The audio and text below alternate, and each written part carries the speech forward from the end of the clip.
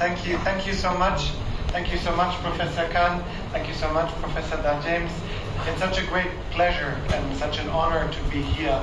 And I must say I'm absolutely overwhelmed by this turnout. I mean, you are an amazing audience that you've turned out in such great numbers, and I feel very, very honored to be here with all of you today. So thank you so much for coming, and thank you so much for having me and giving me the opportunity to discuss.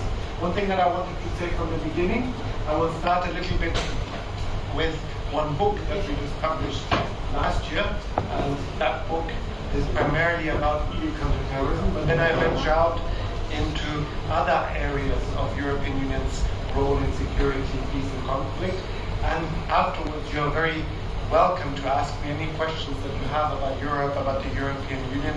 I'm very happy to answer any of those, so don't feel shy to ask me questions. So let me start with the book. So if you don't know what you need to get your parents for their birthday, or maybe for your brother or sister, I highly recommend this. The book is called The European Union as a Global Counterterrorism Actor. It's published with Edward Elgar last year. And the best thing about it is you don't have to pay for it, because it's actually an open access book that if you go on the Edward Elgar website and you type in the European Union as a Global Counterterrorism Actor, you can download it for yourself for free. Thanks to the grant of the European Commission, we've managed to make it freely available for everyone, so you are able to download the book for yourself. So I highly recommend it if you want to read a little bit about it. I should also mention this book was co-authored. It was co-authored with my wife, who's also a professor of international security, Sarah Leonard, and a former PhD student of ours, Dr. Alex McKenzie. So this is a book that we've worked on for about 10 years roughly. You know, in academia, you set out writing a book, and it takes a lot longer than you wish, but it did come to fruition, and I'm very much hoping that you might enjoy it. Let me give you a little background to the project. In general, when we look at people, now let me start actually at the beginning. When I started working on this area, obviously this is really one of the key defining events was of course 9/11 many years ago now. At the time I was a young PhD student who was looking for a topic. What am I going to write about? And, you know, at the time I thought I was going to do a topic on European institutions, on enlargement perhaps, about all those topics, and then 9/11 happened and I started diverting to a different path, and I started looking at the counterterrorism literature. At the time, I remember when I first started writing about this, a lot of scholars were telling me, why are you doing this topic? Why are you doing this topic? The European Union doesn't deal with that. The European Union has nothing to say. Really what you should be doing is look at British counterterrorism policy, look at French counterterrorism policy, then you know what you need to know. Yeah? There's nothing else that you need to know. I said, okay, thank you for your comment. But I thought there's something still very interesting in this topic, in the sense that actually what we saw after 9/11 was the development of a policy field in an area that the European Union was never prior to that really involved in. It was actively getting involved very, very strongly. And I wrote my first book on the topic, and that came out in 2010, when I was looking basically about how the institutions, the European institutions, developed that field. I was looking really at the origins of the field, how it came about and everything else. But what we then found is that the European Union actually does much more than that. The European Union doesn't just deal with matters inside of the European Union. The European Union has increasingly also been very involved in global matters. You even have more recently, when the new European Commission was appointed, President Ursula von der Leyen became Commission President, she actually made a statement about the geopolitical union. Geopolitical union, that the European Union is aspiring to have a global role in the world. So what we found in the academic literature is that despite having seen a lot of these developments, it wasn't really reflected in people's writings. In people's writings, there was a lot about the internal dynamics of it, the policing dynamics, all of which I've also worked on, so I shouldn't be saying this is not good research. But what we're saying is that here, in a sense, there was something missing. And one of the things that was missing, what one colleague of mine, also in Dublin, called the absent friend. That, in a sense, the European Union was seen as being absent in this area, not being fully involved, globally speaking. And this early depiction of what the European Union was like, that carried a lot of currency. A lot of people really still believe this to be true today, because this was early on, a lot of people were writing about it. But actually the practice of what we're seeing, globally speaking, has moved on from there. This is something that we could notice relatively early on, but actually the practice has moved on significantly. There's been a lot of talk about the limited role of the European Union, primarily limited to national foreign policy, some elements of European foreign security matters, but as you probably all know, the European Union is of course not a global military power, let's say like the United States would be, or like Russia, or like China, or like I mentioned India. It isn't that, it isn't a military actor in that sense. But nonetheless, it has acquired more capabilities, it has acquired more objectives, it has acquired more ambition. So what we were then trying to do here is to look at that global role that Europe is playing, to look at it in a very specific field, really looking at counterterrorism specifically, but to look at it from a perspective of what kind of international actor is Europe in this area. So the book then is structured in different chapters, and again, I won't give you detail of every chapter because then I would be spoiling the surprise when you download it from the internet. But just to give you a little flavor of the different chapters and different discussion points that we do in the book. So the first chapter, we write a little bit about the beginnings. We write about the conceptual framework that we have, and I'll tell you more about the conceptual framework in a moment, but we're writing about EU counterterrorism and especially the collective securitization. I'll explain in a moment what we mean by collective securitization of a particular security threat and the role that it plays and the interplay with EU global activeness, what kind of actor the EU is at the global level. In the second chapter, we really look specifically at the notion of collective securitization. How do security threats become security threats? What impact does that have on policies? How do we then deal with policies? And how specifically do we deal with those policies in the European Union? And in chapter 3, we're outlining the kind of institutional framework, giving you basically a good overview of all the different institutional actors in the European Union, what they do, how they do it, who was leading them, and in a sense the impact they had in this particular area. And then we look at 3 world regions in more detail, where we then look at what has Europe done in those different world regions. And we look, obviously, given that we're looking at counterterrorism, we're looking at areas of the world where terrorism mattered, right? So we're not looking necessarily at what role did the EU play in Australia, because as much as it's interesting, I'm sure Australians are perfectly capable of dealing with that themselves also. But the first case study that we look at is particularly how did the EU support the United States and the transatlantic relationship in counterterrorism?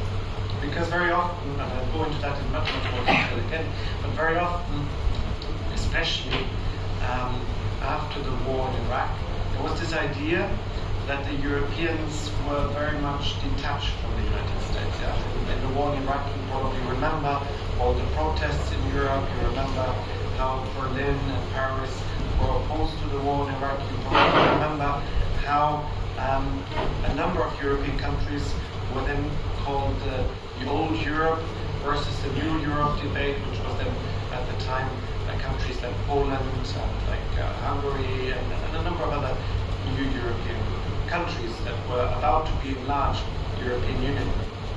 So despite that kind of image, actually when it comes to counterterrorism, Europe has been very supportive of the United States.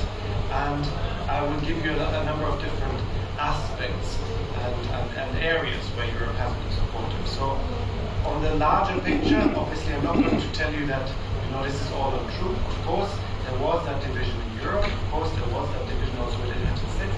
But when it comes to substantive counterterrorism, actually there was a lot of very, very strong cooperation between the EU in particular, and the United States.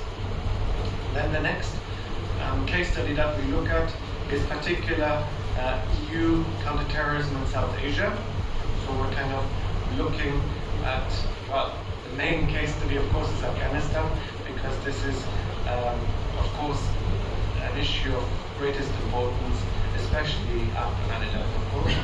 And we look at the kind of projects that the EU was funding. A number of them are exactly in the kind of category that we're talking about when we talk about peace and conflict. Very strong supporters of peace education, and a number of other projects that I'll tell you a little bit more about as well. So that's the second case study, so the EU and South Asia. And the final case study that we then look at in the book is EU counterterrorism and Iraq and Syria. So Iraq and Syria obviously also something that is very, very important, because it is another area that was one of greatest importance in this particular field. Now, how do we look at this topic? How do we look at that? The understanding here in terms of how we analyze the EU's role is that what we call the collective securitization. The collective securitization comes from the school of thought, the so-called Copenhagen School. The Copenhagen School is a particular way of looking at security that was born out really at the outset of the aftermath of the end of the Cold War, really. So in the early 90s, mid-90s, increasingly scholars were dissatisfied with how security was being defined in the academic literature. They were unhappy what they perceived to be an overemphasis on nuclear arms race, potential mutual destruction, and all of those kind of questions, which were obviously at the heart of most security analysis. And they said, well, actually, something really interesting here. Interesting in the sense that, well, how does an issue actually become a security issue? How do we know that an issue is a security issue? Yeah? I mean, most people until then were basically saying, well, we know because we know, right? But academics, I guess we're not totally satisfied with that question, with that answer. We know because we know. No, we know because we see something, and that kind of fits the criteria that we developed, right? And the criteria that they developed really were that an issue becomes a security issue through a process of what is called securitization. Securitization is that we construct a security issue, and don't misunderstand me when I say construct. I'm not saying that it isn't a security issue. What I'm saying is that there's a process involved by which an issue becomes a security issue, because people say, a securitizing actor says it is a security issue. So you need a securitizing actor involved that labels an issue a security issue. And you need an audience involved, that could be the general public, that could be you, accepting that, It isn't just because somebody calls it a security issue that it becomes one, it is because people accept that it is one, that it becomes one. So the audience here, the role of the audience is very, very important. Now, a number of scholars had then thought, okay, this is an interesting perspective, and we ourselves have written a number of different books in various contexts, really on securitization. On Monday, I presented a book on refugees, security in the European Union, where we looked at the issue of refugees and securitization. We also looked at other areas. So, for instance, I wrote a couple of articles both on securitization and also desecuritization in the context of Afghanistan. We also looked at securitization in a number of different perspectives. But a number of scholars had then thought, this is interesting. This helps us understand how in a national context an issue can become a security issue, maybe even in a European context. But the reality is we have a collective action here, right? When we're dealing with an organization like the European Union, we're dealing with several member states. We're dealing with 28 initially and then 27 member states after Britain left the European Union, perhaps more in the future. So you have a collective action problem, right? You have a, how do you get all member states to agree that an issue is indeed a security issue? How do you get them to understand it in the same way and therefore align the security policies in line with that threat perception, right? How do you do that? So the answer here is one of collective securitization. Collective securitization is a process where we don't only securitize the issue, but we're bringing everybody on board to accept this as a security issue. There's been some studies on that with regards to other regional organizations, or some people, some scholars did studies on the African Union, other scholars did studies on ASEAN, other scholars did studies on NATO. So there's a number of different studies that people have done. We looked at it here in a specific context of the European Union, whereby we suggested that EU institutions played a really key role in the securitization process. Why? Well, one, because that was their threat perception, for sure. There's no doubt about that. But also another one is because, of course, it got the EU involved in these areas. It got the EU involved in these areas, and as a byproduct, was also pushing European integration more strongly. European integration is also a product, if you like, of this collective securitization process. So then how did we evaluate the EU's role here as a global counterterrorism actor? Again, here we're going back to an important literature that people have debated for a number of years in terms of EU activeness. EU activeness has been something that came out of some early discussions when it comes to EU trade policy. Yeah? Because in trade, the EU has been an actor for many, many years, already going back to the 1960s, 1970s. We had a court verdict of the European Court of Justice, where the Court of Justice clearly established in legal terms the EU's activeness internationally. What the court at the time decided was that in those areas where the EU has conducted international agreements on trade, EU member states were no longer allowed to have their own agreements, but now had to follow the agreements that were conducted already by the European Union on behalf of the European Community, Economic Community, as it was called back then. But this, at the time, was very specific to only trade areas. What we're now seeing is that the EU has also become a significant actor in areas of security, not only in trade. Again, something of a stereotype that people think, okay, you go to the World Trade Organization, and there the EU is important. Yes, but the EU is also important in other contexts. The EU is important in global arenas such as the United Nations. The EU is important in defense arrangements such as NATO, for instance. But the EU is also important in its relations vis-à-vis other areas, other geographic areas, such as Africa, for instance, very close cooperation with the African Union, such as pretty much most parts of the world, including, of course, India. This has been defined in terms of, firstly, what kind of actor capacity does the EU really have? Yeah? Here we're defining this actor capacity as a capacity to behave actively and deliberately in relation to other actors in the international system. So there's an action on behalf of the EU. It is within the international system with another actor that we know is an actor in the international system, whether that is the United States, whether that is another international organization, or so on and so on. That is what we then define as activeness. Different people have provided different criteria, and we've kind of taken the best of what we think of those criteria. One author, well, two authors really, Jubile and Caparasso, they provided 4 criteria here. International recognition. How much is the EU internationally recognized in the international forum? The authority, very often understood as the legal authority to conduct agreements. Autonomy to conduct those agreements. And cohesion, how cohesive are the EU's position. Then Bretherton and Vogler, they further went into opportunity, presence, and capability. So what kind of opportunities for actions you